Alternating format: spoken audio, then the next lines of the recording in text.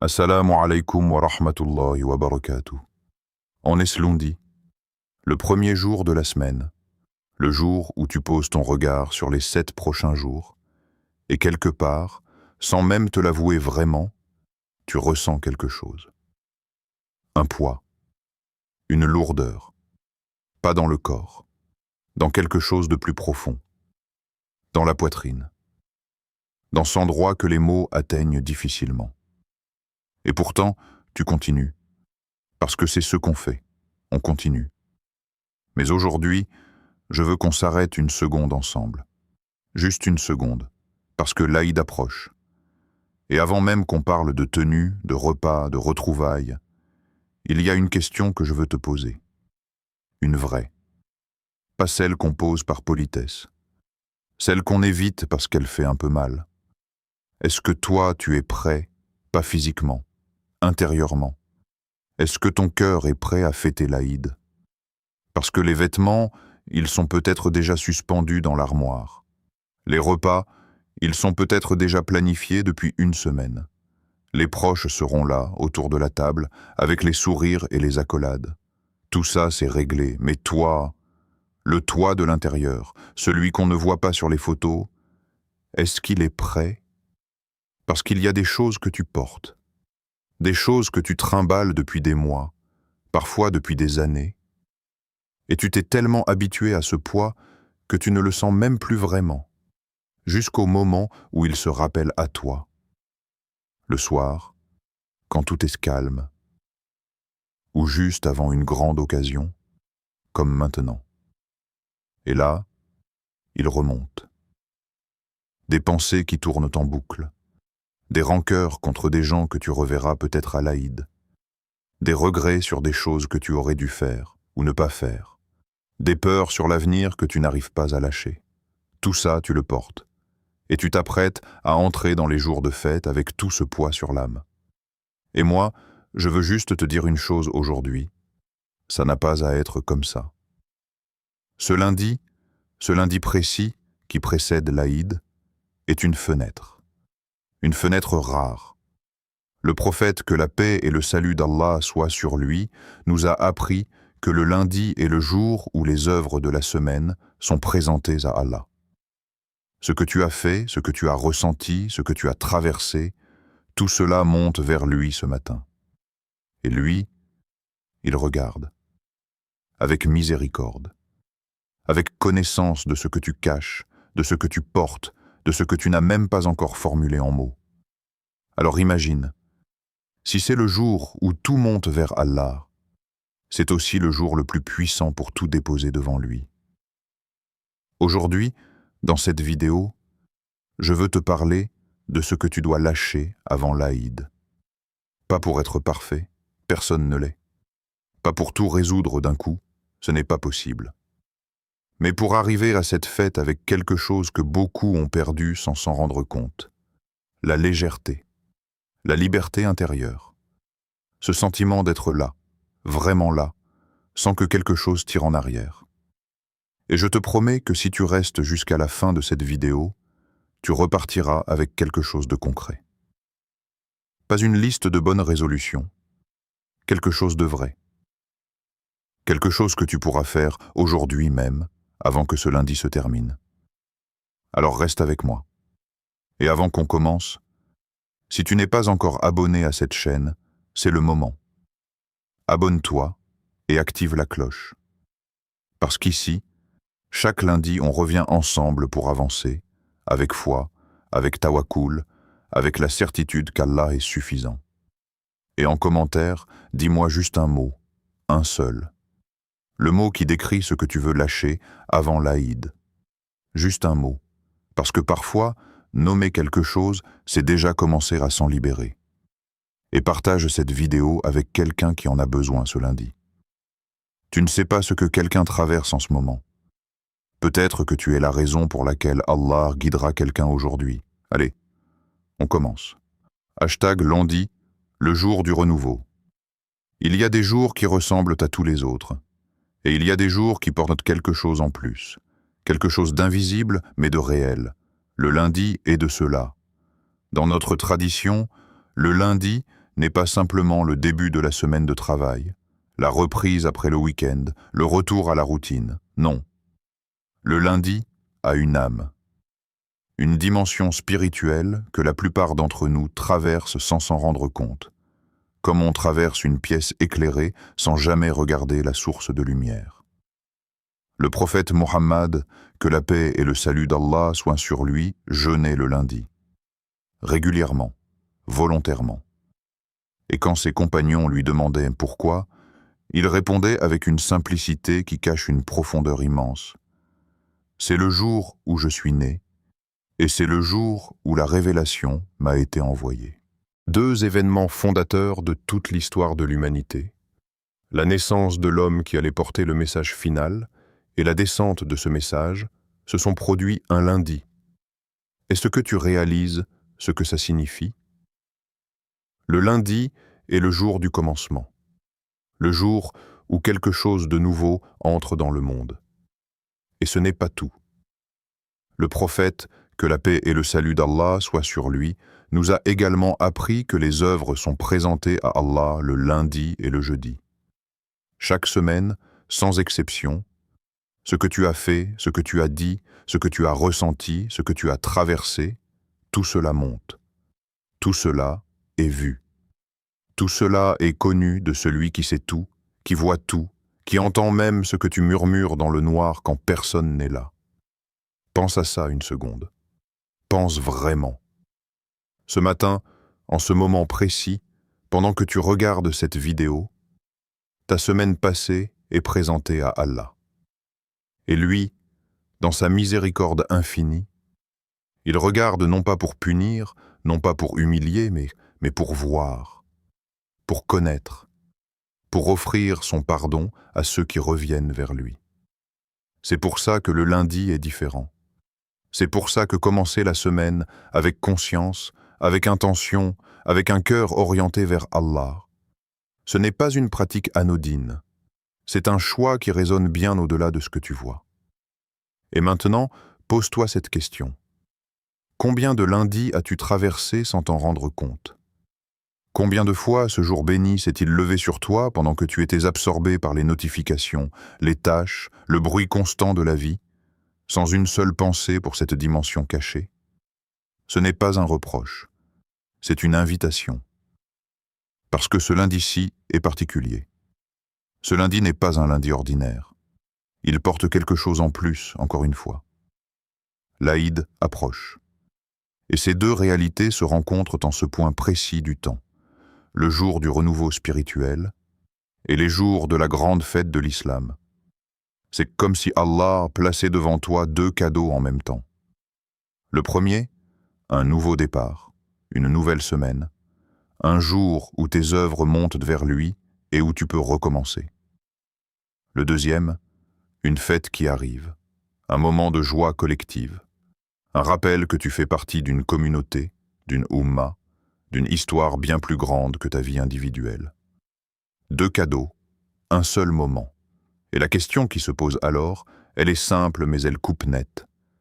Est-ce que tu arrives à ces deux cadeaux les mains ouvertes ou les mains crispées?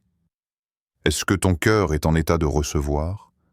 Ou est-il tellement encombré qu'il n'y a plus de place pour la joie, pour la gratitude, pour la présence? Il y a une image que j'aime beaucoup. Imagine quelqu'un à qui on veut offrir quelque chose de précieux. On tend la main vers lui, avec le cadeau, mais ses deux mains sont déjà pleines. Il tient dans l'une la rancœur contre quelqu'un qui l'a blessé. Dans l'autre, il serre les regrets d'un passé qu'il n'arrive pas à accepter. Ses bras sont occupés à porter des fardeaux que personne ne lui a demandé de garder. Et le cadeau, il ne peut pas le recevoir. Pas parce qu'il ne le mérite pas, pas parce qu'Allah ne le lui offre pas, mais parce que ses mains ne sont pas libres. C'est ce que le lundi vient te dire aujourd'hui, avant l'Aïd. Libère tes mains, libère ton cœur, pas parce que tu dois être parfait, pas parce qu'Allah attend que tu aies tout résolu, mais parce que tu mérites de recevoir ce qui arrive. Tu mérites de vivre l'Aïd avec un cœur qui respire. Le renouveau que porte ce lundi, il est réel, il est disponible. Il t'est offert gratuitement, sans condition, simplement parce qu'Allah est Al-Wadoud, le tout-aimant, et qu'il veut pour toi ce qu'il y a de meilleur. La seule chose qu'il te demande, c'est de te tourner vers lui, de revenir, de faire ce premier pas, même petit, même chancelant, dans sa direction. Et ce premier pas, il peut commencer maintenant, ce lundi, avant même que cette vidéo soit terminée. Ce que tu portes, sans le savoir, laisse-moi te décrire quelque chose. Tu te réveilles le matin, tu ouvres les yeux, et avant même que tu aies fait quoi que ce soit, avant le café, avant le téléphone, avant les premières pensées conscientes de la journée, il y a quelque chose, une pesanteur, diffuse, floue, sans visage précis, comme un ciel couvert dont tu ne trouves pas l'origine.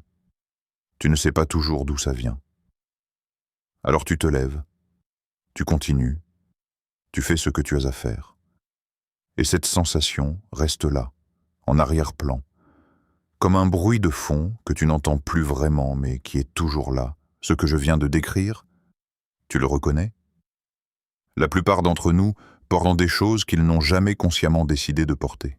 Ce ne sont pas des fardeaux qu'on a choisis un matin en se disant « Allez, je vais prendre cette rancœur et la garder avec moi pour les 5 prochaines années. » Non. Ces choses s'accumulent, lentement, silencieusement. Couche après couche, comme de la poussière sur un meuble qu'on oublie d'essuyer. Et un jour, on regarde, et on ne reconnaît plus la surface d'origine. Il y a d'abord les pensées qui tournent. Ces scénarios que tu rejoues en boucle. Cette conversation que tu aurais dû avoir et que tu n'as pas eue. Cette décision que tu regrettes. Cet échange qui s'est mal passé et que tu décortiques encore, des semaines, des mois après. La tête devient un cinéma qui passe et repasse les mêmes films, toujours les mêmes, sans jamais changer la fin. Et ça fatigue. Pas physiquement, ou pas seulement. Ça fatigue quelque chose de plus profond. L'âme. La capacité de simplement être présent, là maintenant, dans le moment qui est devant toi. Parce que ton esprit est ailleurs. Il est dans le passé, à rejouer ce qui ne peut plus changer, ou dans le futur, à anticiper ce qui n'existe pas encore. Ensuite, il y a les émotions non digérées. La colère qu'on a ravalée parce que ce n'était pas le moment. La tristesse qu'on a mise de côté parce qu'il fallait être fort. La déception qu'on a minimisée parce que d'autres ont vécu pire. Toutes ces émotions qu'on n'a pas laissées traverser, elles ne disparaissent pas. Elles s'installent. Elles trouvent un coin dans le corps, dans la gorge, dans la poitrine, dans le ventre, et elles attendent. Parfois, elles ressortent au mauvais moment, de la mauvaise façon, sur les mauvaises personnes. Et on ne comprend pas toujours pourquoi on réagit si fort à des choses si petites. C'est souvent parce qu'on ne réagit pas à la chose petite, on réagit à tout ce qui était stocké depuis longtemps. Et puis, il y a quelque chose de plus subtil encore. Quelque chose dont on parle peu dans les cercles islamiques, mais qui ronge pourtant beaucoup d'entre nous. L'attente. L'attente de quelque chose qui n'arrive pas. Une situation qui dure trop longtemps. Un mariage qui tarde. Un emploi qu'on cherche. Une guérison qu'on attend. Une relation qui ne s'améliore pas. Et chaque jour qui passe sans que ça change, quelque chose en toi se resserre un peu plus. La confiance s'effrite. Pas de manière dramatique, progressivement. Jusqu'au jour où tu réalises que tu n'y crois plus vraiment.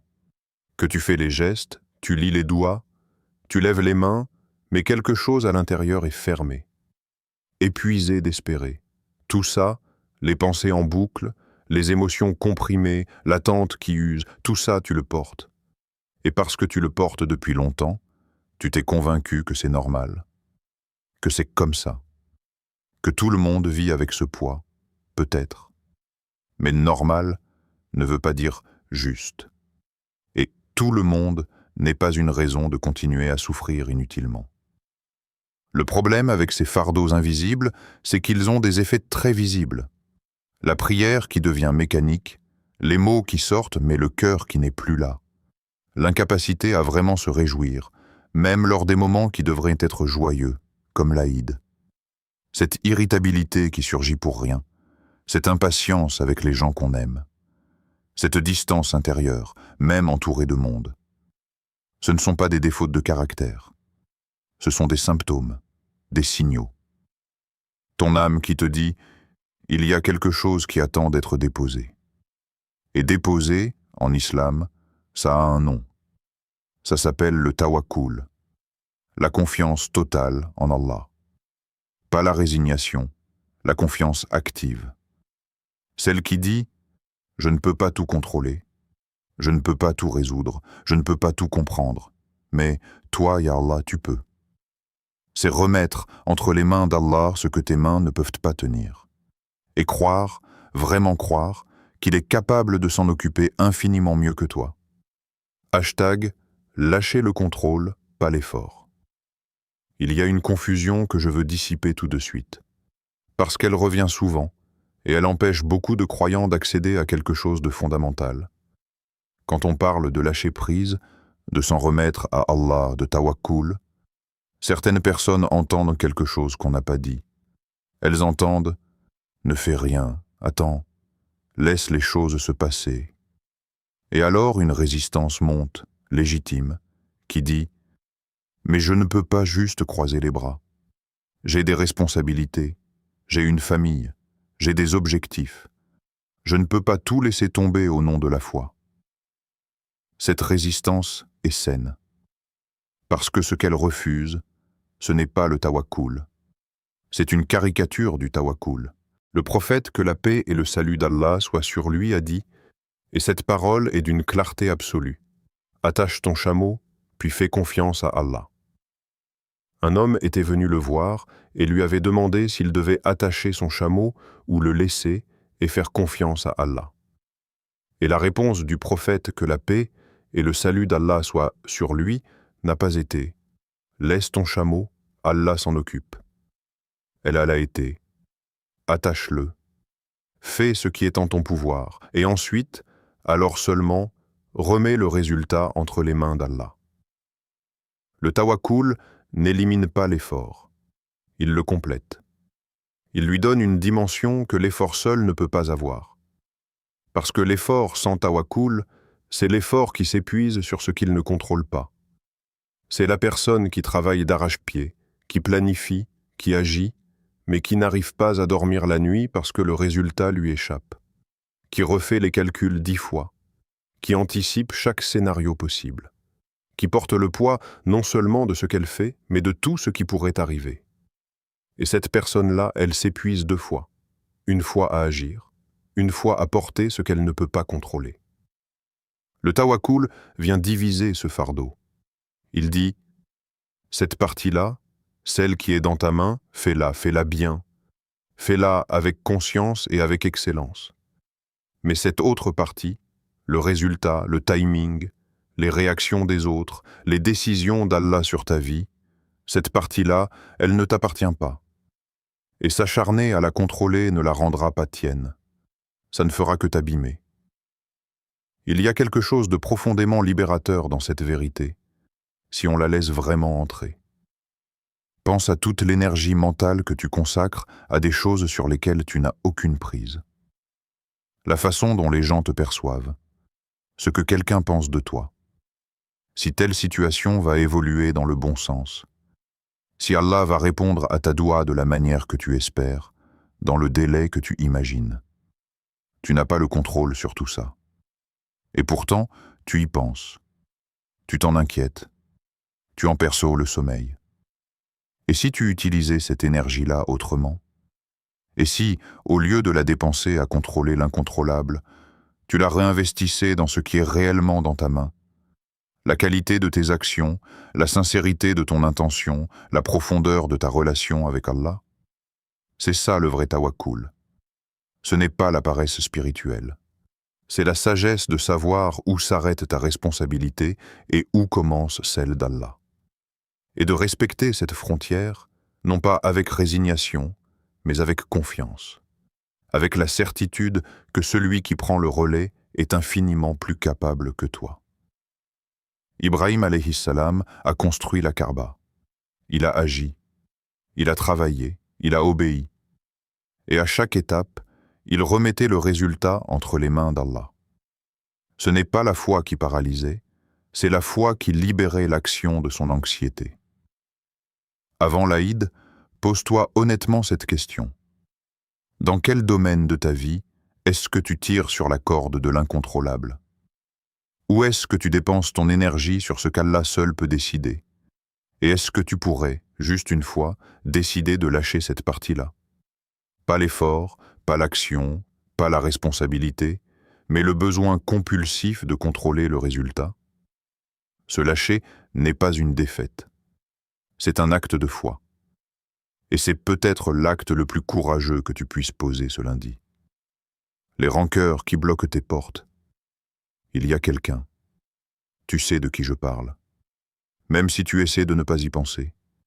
Même si tu t'es dit 1000 fois que c'est du passé, que tu as tourné la page, que ça ne compte plus. Quelque part dans un recoin de ton cœur, il y a quelqu'un. Et chaque fois que son nom remonte, dans une conversation, dans une pensée, dans un souvenir, quelque chose se contracte. Une légère tension. Un goût amer. Parfois même de la colère, aussi vive qu'au premier jour. Cette personne t'a fait quelque chose. Peut-être qu'elle t'a trahi. Peut-être qu'elle t'a blessé avec des mots qu'on ne devrait jamais dire à quelqu'un qu'on aime. Peut-être qu'elle t'a abandonné au moment où tu avais le plus besoin d'elle. Peut-être qu'elle a profité de ta confiance, de ta générosité, de ta vulnérabilité. Peut-être que ce qu'elle a fait était injuste, et tu le sais, et elle le sait, et tout le monde autour de vous le sait. Et tu portes ça. Tu le portes dans le corps, tu le portes dans l'humeur, tu le portes dans la façon dont tu fais confiance aux autres, ou dont tu n'y arrives plus vraiment. Tu le portes dans ta prière, parfois, sans même t'en rendre compte. Ces moments où tu lèves les mains pour faire dua, et quelque part, il y a comme un bruit de fond, une dissonance, une chose non résolue qui flotte entre toi et le ciel. Il faut que je te partage quelque chose. Une parole du prophète, que la paix et le salut d'Allah soient sur lui, qui m'a frappé la première fois que je l'ai vraiment entendu. Pas lu, entendu, avec le cœur. Il a dit que le lundi et le jeudi, les portes du paradis s'ouvrent. Allah regarde ses serviteurs avec miséricorde. Il pardonne à tous ceux qui ne lui associent que rien. Tous. Sans exception. Sauf deux personnes qui se sont brouillées, qui nourrissent une rancœur l'une envers l'autre. Et Allah dit à ses anges, « Laissez ces deux-là, jusqu'à ce qu'ils se réconcilient. » Jusqu'à ce qu'ils se réconcilient. Est-ce que tu réalises ce que ça veut dire? Ce n'est pas une métaphore. Ce n'est pas une exagération pour faire peur. C'est une réalité spirituelle, rapportée par le prophète. Prophète, que la paix et le salut d'Allah soient sur lui lui-même. La rancœur peut fermer des portes que tu ne vois pas. Elle peut être un voile, invisible mais réel, entre toi et la miséricorde d'Allah. Et ce lundi précisément, ce lundi qui précède l'Aïd, alors que les portes du pardon sont ouvertes, est-ce que tu veux rester dehors à cause de quelqu'un qui, peut-être, ne pense même pas à toi en ce moment? Je ne te demande pas de nier ce que tu as vécu. Ce qu'on t'a fait était peut-être réellement injuste. Ta douleur est réelle. Ta blessure est réelle. Je ne suis pas là pour la minimiser ou pour te dire que tu as tort de l'avoir ressentie. Mais je veux que tu comprennes quelque chose sur le pardon, quelque chose que la culture confond souvent. Pardonner, ce n'est pas dire que ce qu'on t'a fait était bien. Ce n'est pas prétendre que ça n'a pas eu lieu. Ce n'est pas oublier, comme si ta mémoire devait effacer ce que ton cœur a vécu. Ce n'est pas non plus nécessairement retourner vers cette personne, reconstruire ce qui a été brisé, faire comme si rien ne s'était passé. Pardonner, c'est choisir de ne plus laisser cette personne définir ton état intérieur. C'est décider qu'elle n'aura plus le droit de loyer gratuit dans ton cœur. C'est te libérer toi, pas elle. C'est retirer le couteau et commencer à cicatriser, non pas pour elle, mais pour toi, pour ta prière, pour ta relation avec Allah, pour la légèreté que tu mérites de retrouver avant ce jour de fête. Il y a une doua que le prophète, que la paix et le salut d'Allah soient sur lui, nous a enseignée. Une demande adressée à Allah pour qu'il purifie le cœur. Et parmi les choses qu'on demande dans cette doua, c'est d'être préservé de la haine, de la rancœur, de la jalousie envers les autres croyants. Parce que la rancœur n'est jamais neutre. Elle agit, elle transforme, elle durcit. Et si tu la laisses, elle change. Pas la personne qui t'a blessé, mais toi. Avant l'Aïd, je t'invite à faire quelque chose. Pas nécessairement appeler cette personne. Pas nécessairement écrire un message. Mais dans le silence de ta chambre, dans la sincérité de ton cœur, dis cette phrase à Allah. Ya Allah, je lâche cette rancœur. Je ne l'offre pas à cette personne. Je te la remets à toi. Guéris ce qui est blessé en moi et ouvre pour moi les portes que je ne veux pas manquer. C'est tout. C'est suffisant pour commencer. La comparaison, l'ennemi silencieux. Il va se passer quelque chose dans les prochains jours.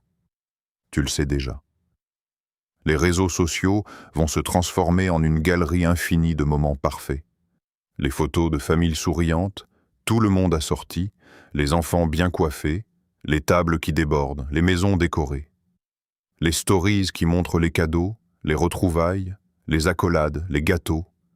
Les publications qui dégagent une chaleur, une abondance, une harmonie que tu regardes depuis l'autre côté de l'écran. Et toi, dans ta réalité à toi, peut-être plus compliquée, peut-être plus solitaire, peut-être plus modeste que ce que les algorithmes te montrent, tu regardes. Et quelque chose, progressivement, imperceptiblement, commence à se serrer. Ce n'est pas de la jalousie, pas vraiment. C'est plus subtil. C'est une question qui s'installe sans demander la permission. Pourquoi eux et pas moi? Pourquoi leur vie semble aussi lumineuse et la mienne aussi lourde? Pourquoi eux ont ce que je n'ai pas, cette famille unie, cette aisance, cette joie qui paraît si naturelle? La comparaison. L'ennemi silencieux. Silencieux parce qu'il ne se présente jamais comme un ennemi. Il se glisse dans une pensée anodine, dans un regard distrait sur un écran, dans une conversation à table. Et petit à petit, il travaille. Il prend ce que tu as et le rend insuffisant. Il prend qui tu es et le rend inadéquat. Il prend ta vie avec tout ce qu'Allah y a mis de beau, de précieux, d'unique, et la transforme en manque. Allah dit dans le Coran, et cette parole est absolue, sans nuance, sans condition. Si vous comptez les bienfaits d'Allah, vous ne sauriez les dénombrer. Pas les bienfaits des autres, les tiens. Ce qu'il a choisi pour toi, avec sa sagesse, selon un plan que tu ne vois pas encore entièrement, mais qui existe, complet, ordonné, pensé par celui qui connaît ce que tu ignores de toi-même. Mais la comparaison fait quelque chose de pervers. Elle te fait regarder ce que tu n'as pas au lieu de voir ce que tu as. Elle oriente le regard vers l'extérieur et l'éloigne de l'intérieur. Et quand tu ne regardes plus ce qu'Allah t'a donné, la gratitude disparaît. Et quand la gratitude disparaît, quelque chose dans le cœur se ferme. La joie devient difficile. La prière devient sèche. L'Aïd devient une performance plutôt qu'une célébration. Voici une vérité que peu de gens disent assez fort. Ce que tu vois sur les réseaux sociaux, c'est la photo, pas la vie. C'est la seconde choisie, filtrée, recadrée, publiée. Derrière cette photo de famille souriante, il y a peut-être une dispute la veille. Derrière cette table généreuse, il y a peut-être des dettes. Derrière ce sourire, il y a peut-être une solitude que tu ne soupçonnes pas. Tu compares ta vie entière, avec ses doutes, ses nuits difficiles, ses non-dits, à la meilleure seconde de la journée de quelqu'un d'autre. Et c'est toujours une comparaison que tu perdras. Il y a quelque chose de profondément islamique dans l'idée de regarder vers le bas plutôt que vers le haut en matière de biens de ce monde. Le prophète, que la paix et le salut d'Allah soient sur lui, nous a dit « Regardez ceux qui ont moins que vous, pour ne pas mépriser les bienfaits d'Allah. » Pas par condescendance, mais pour remettre la réalité en perspective. Pour te rappeler que quelque part, maintenant, quelqu'un regarde ce que tu as, ta santé, ta famille, ton toit, ta foi, et voudrait l'avoir. Ta vie n'est pas en compétition avec celle de quelqu'un d'autre. Ton Aïd n'a pas besoin de ressembler à celui de qui que ce soit. Il a besoin de te ressembler, à toi, d'être habité par ta présence, ta gratitude, ta façon à toi de vivre la joie. Avant l'Aïd, fais un geste simple mais puissant. Avant d'ouvrir les réseaux sociaux ces prochains jours, prends 30 secondes, juste 30 secondes, et nomme 3 choses qu'Allah t'a données. 3, concrètes, réelles, ce que tu vois, ce que tu ressens, ce que tu as. Et laisse cette gratitude entrer avant que la comparaison n'ait le temps de s'installer. Parce que la gratitude et la comparaison ne peuvent pas occuper le même espace dans un cœur. L'une chasse l'autre. Et tu as le choix de celle que tu laisses entrer en premier. Partie 6. Lâcher la honte pour revenir à Allah. Je veux parler à quelqu'un en particulier maintenant. Quelqu'un qui regarde peut-être cette vidéo en se disant que tout ça, c'est pour les autres. Pour les croyants qui méritent. Pas pour lui, pas pour elle. Il y a des gens qui portent quelque chose de particulièrement lourd. Pas une rancœur contre un autre. Pas une comparaison avec le voisin. Quelque chose de plus intime, de plus douloureux, de plus difficile à formuler. Une honte contre eux-mêmes. La conviction profonde, souvent inconsciente, qu'ils se sont trop éloignés pour revenir. Qu'ils ont trop péché pour mériter de se réjouir. Qu'ils ont raté trop de Ramadan, manqué trop de prières. Accumulé trop de fautes pour avoir le droit de célébrer l'Aïd, le cœur léger. Alors ils font les gestes, ils portent les vêtements, ils participent au repas, ils prononcent les salutations. Mais à l'intérieur, il y a une voix basse, persistante, qui dit « Tu n'as pas ta place ici. Regarde tout ce que tu as fait. Regarde tout ce que tu n'as pas fait. Tu ne mérites pas cette joie. Je veux que tu saches quelque chose. Cette voix, ce n'est pas la voix d'Allah. Allah n'humilie pas ceux qui reviennent vers lui. Allah ne rejette pas ceux qui tendent les mains vers lui. Allah ne dit pas « trop tard, trop loin, trop lourd ». Ce n'est pas dans ses attributs, ce n'est pas dans ses noms, ce n'est pas dans son livre. Ce qu'il dit dans son livre, et je veux que tu laisses cette parole entrer vraiment, pas juste la lire mais la recevoir, c'est ceci. 10. Ô mes serviteurs qui avez commis des excès contre vous-mêmes, ne désespérez pas de la miséricorde d'Allah. Car Allah pardonne tous les péchés. Certes, c'est lui le grand pardonneur, le très miséricordieux. Tous les péchés, pas certains, pas les petits, pas ceux d'une certaine catégorie. Tous, à condition d'une seule chose, revenir, se tourner, tendre les mains, reconnaître devant Allah ce qu'on a fait, sans prétendre, sans minimiser, sans fuir, et lui demander ce que seul lui peut donner. La honte, dans notre tradition, a un rôle. Elle est un signal. Elle dit « quelque chose n'est pas aligné ». Et ce signal, s'il te ramène vers Allah, il remplit sa fonction. C'est la honte saine, celle qui mène au repentir, à la transformation, au retour. Mais quand la honte ne mène nulle part, quand elle se referme sur elle-même et te paralyse, te dit que tu es trop abîmé pour mériter de revenir, te coupe de ta propre prière, de ta propre relation avec Allah, alors elle est devenue un piège. Et ce piège a un nom dans notre tradition, le désespoir de la miséricorde d'Allah. Et c'est l'un des péchés les plus graves, parce qu'il te coupe de la source même de ta guérison. Iblis ne cherche pas toujours à te pousser au péché. Parfois, son travail le plus efficace, c'est d'agir après. De te souffler, tu as péché, tu ne mérites plus, tu es trop loin. reste là où tu es. Et si tu l'écoutes, si tu restes dans cette immobilité, il a réussi quelque chose que le péché lui-même n'avait pas encore accompli. Ne le laisse pas gagner cette bataille-là. L'Aïd n'est pas réservé aux parfaits. Il n'y a pas de parfait. Il est la célébration de ceux qui ont soumis leur vie à Allah. Pas de ceux qui n'ont jamais trébuché, mais de ceux qui continuent à se lever après avoir trébuché. Ibrahim alayhi salam n'était pas parfait dans le sens où il était exempt d'épreuves. Il les traversait avec tremblement, avec doute, avec humanité. Ce qui le rendait Ibrahim, c'est qu'à chaque fois, il revenait vers Allah. Toi aussi, tu peux revenir. Pas demain, pas après l'Aïd. Maintenant. Ce soir. Dans la prière qui vient. Dans les larmes que tu as peut-être retenues depuis trop longtemps.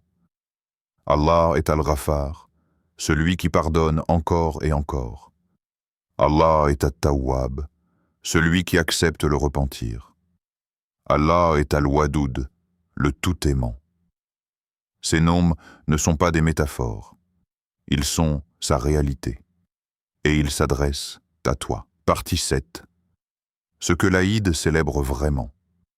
On croit parfois qu'on connaît l'Aïd. On y a grandi.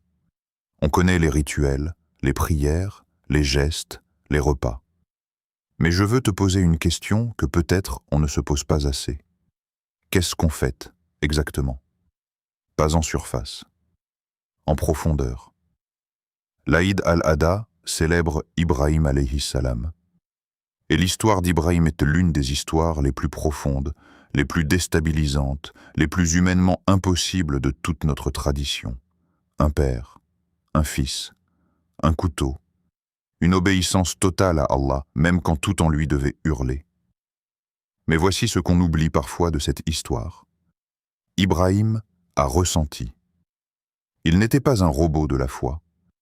Il était un père qui aimait son fils d'un amour réel, profond, total. Ismaïl était le fils attendu, le fils de la vieillesse, le fils de la doura exaucée après des décennies d'attente.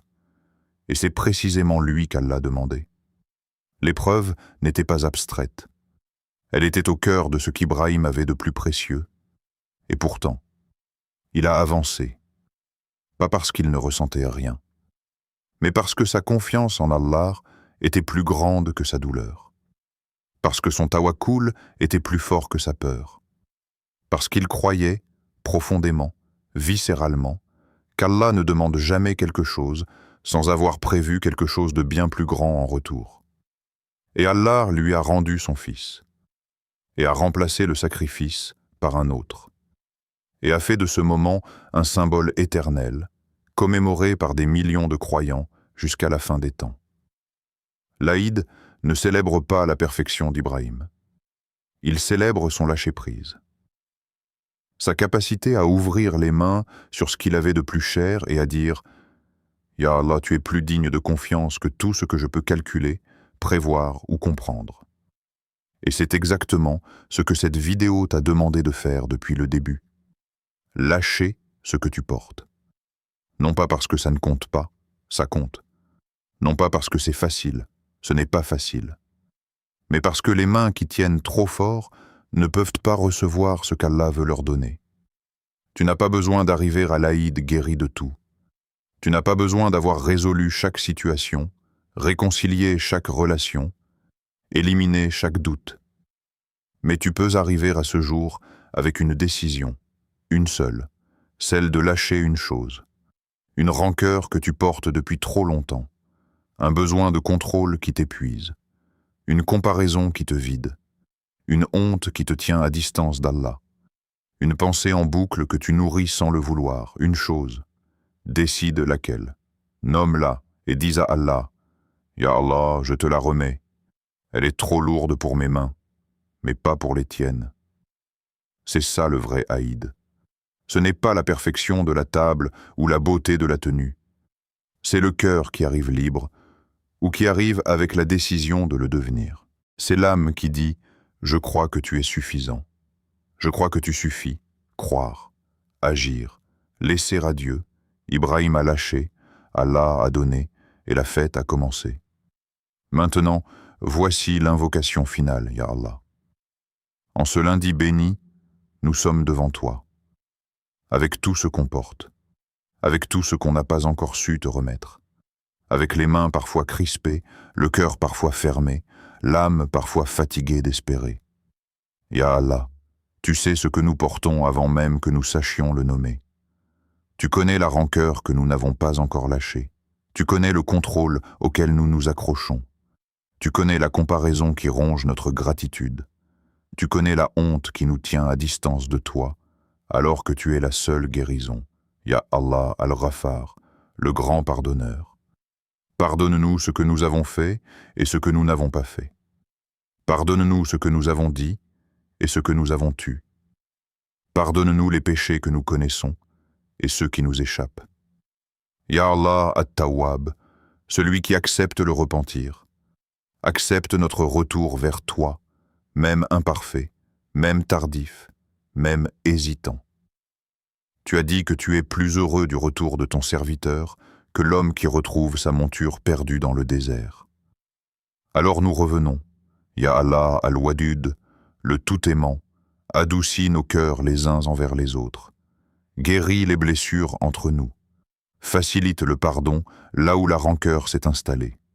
Et si nos mains ne savent pas encore tendre vers ceux qui nous ont blessés, que nos cœurs, eux, s'ouvrent devant toi. Ya Allah, fais ce que nous arrivions à l'Aïd avec une légèreté que nous n'attendions pas, avec une joie que nous n'avions pas planifiée, avec la certitude renouvelée que tu es suffisant pour nous, pour ceux que nous aimons, pour tout ce que nous ne pouvons pas contrôler. Ya Allah, As-Salam, toi qui es la paix, donne-nous la paix, dans nos cœurs d'abord, et qu'elle se répande, de là, vers tout ce qui nous entoure. Amen, Amen, Amen. Ibrahim a lâché, Allah a donné. Cette phrase, je veux que tu la portes avec toi ces prochains jours. Pas comme une belle formule, comme une boussole. Chaque fois que tu sens quelque chose se crisper en toi, chaque fois que le vieux poids veut remonter, reviens à cette phrase. Ibrahim a lâché. Allah a donné. Tu n'es pas Ibrahim, personne ne l'est. Mais tu es son héritier spirituel. Tu es de l'Umma de Mohammed, que la paix et le salut d'Allah soient sur lui. Et la foi qu'ils ont portée, elle est disponible pour toi. Elle n'est pas réservée aux grands, aux savants, aux saints. Elle est là, pour chaque croyant qui choisit, dans un moment ordinaire d'une journée ordinaire, de faire confiance à Allah. Ce lundi a été une fenêtre. Pas la dernière, Allah est infiniment généreux, mais une fenêtre réelle, concrète, qui s'est ouverte sur toi aujourd'hui. Aïd Moubarak. Que ta fête soit bénie, légère, et habitée par la présence d'Allah dans chaque moment. Si cette vidéo a touché quelque chose en toi, un souvenir, une émotion, une reconnaissance, alors dis-le dans les commentaires. Pas besoin d'un long message, juste un mot. Le mot qui décrit ce que tu as décidé de lâcher avant l'Aïd. Un seul mot. Écris-le, parce que nommer ce qu'on veut laisser derrière soi, c'est déjà commencer à s'en libérer. Et partage cette vidéo, pas pour la chaîne, pour quelqu'un que tu connais qui en a besoin. Quelqu'un qui porte quelque chose en ce moment. Tu ne sais pas ce que les gens traversent en silence. Peut-être que tu es la raison pour laquelle Allah guidera quelqu'un aujourd'hui. Abonne-toi et active la cloche. Parce qu'ici, chaque lundi, on revient ensemble, avec foi, avec tawakkul, avec la certitude qu'avancer avec Allah, c'est toujours avancer dans la bonne direction. Croire, agir, laisser à Dieu.